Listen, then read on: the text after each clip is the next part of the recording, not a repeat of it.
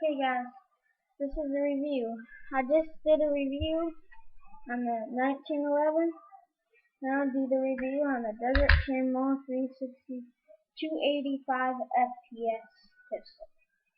The pistol itself is probably, the barrel probably about 4.5 inches. Either 4.5 or 3.5. What? And the clip holds at least 16, maybe more, 17. And the clip is plastic, CBS plastic. As you guys know, I told you on the other video. And the safety is actually pretty good because you can even pull back. Usually guns like this, you have to pull back. You can still pull back, but it doesn't shoot. And when you turn it off, you can actually pull the trigger too. So, has a good load. It's easy to load. You just have to do that. You don't even hit the clip. So, I think I'll shoot both out the back door because I don't want to mess anybody up.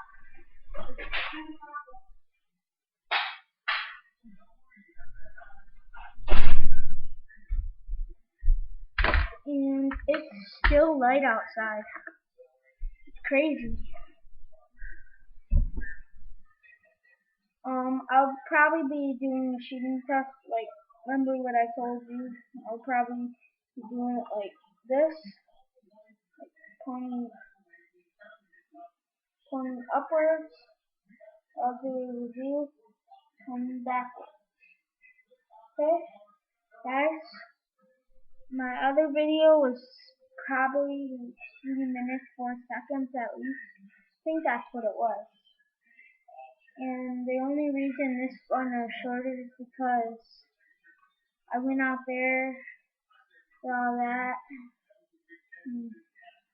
So, guys, I'll do a comparison real quick about the clip, and then I'll say bye to you guys. And I'm gonna do my other one tomorrow. Look at the compared size.